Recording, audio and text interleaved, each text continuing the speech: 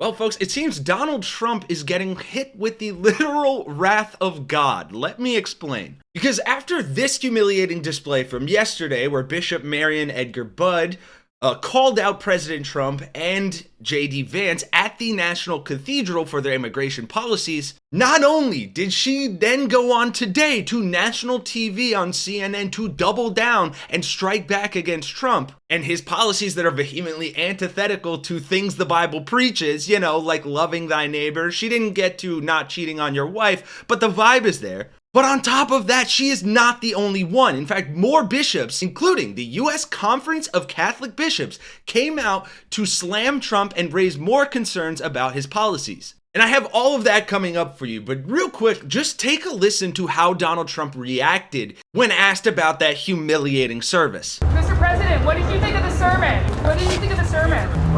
What did you think of the service? What did you think?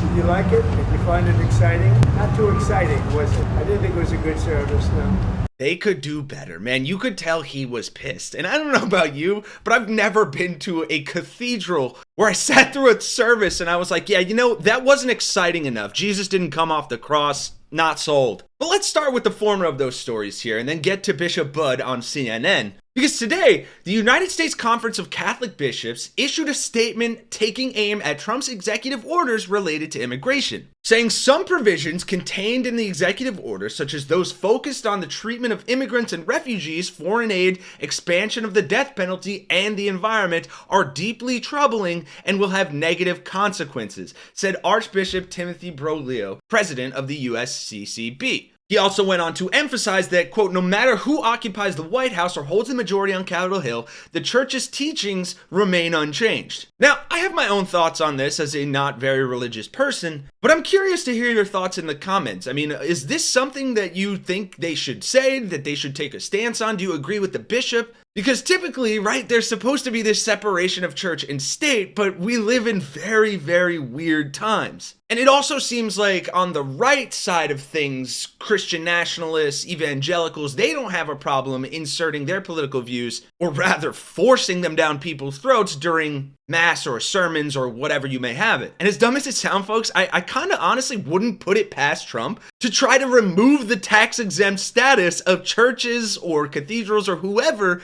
religious communities that disagree with him. And I think evangelicals would be behind that. Anyway, just a thought experiment there. Interested to hear what you guys think about it. But let's move on and watch Bishop Budde defend her viral direct plea to Donald Trump and further double down and strike back against his policies. A bishop takes on Trump and pleads with him face to face to, quote, have mercy. The Episcopal Bishop of Washington pleading with President Trump to show compassion towards undocumented immigrants and the LGBTQ community. A dramatic moment coming during her sermon at today's national prayer service. In the name of our God, I ask you to have mercy upon the people in our country who are scared now.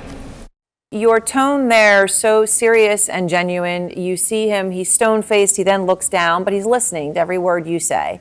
As you made that personal plea to him, what were you looking at him in that moment? What kind of response were you perhaps hoping for in that moment? I was looking at the president because I was speaking directly to him.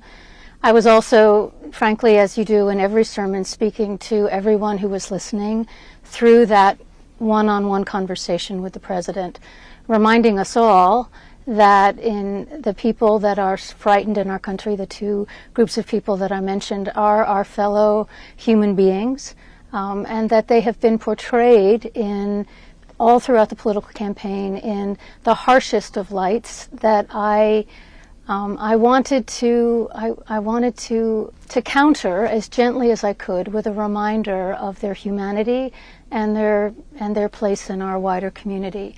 And I was speaking to the president because I felt that he has this moment now where he feels charged and empowered to do what he feels called to do, and I wanted to say, there is room for mercy. There's room for a broader compassion. We don't need to portray with a broad cloth in the harshest of terms some of the most vulnerable people in our society who are, in fact, our neighbors, our friends, our children, our friends' children, and so forth. And frankly, folks, that is a humanitarian plea that I feel like no matter which side of the political spectrum or the religious spectrum that you're on, we as a nation should be able to get behind. And hopefully Donald Trump heard those words, but you let me know if you think he did, because frankly, well... Vice President Biden, he's against God, against religion, Bible. The Bible means a lot to me. The Bible, it is the book. It is the thing. What's my first favorite book? The Bible. I believe in the Bible. I brought my Bible. I brought my Bible. I brought my Bible. Thanks for watching, folks. If you enjoyed the video, please consider dropping a like down below. Subscribe to the channel. For Really American, I'm Kenny Hesse. I'll see you guys in the next one.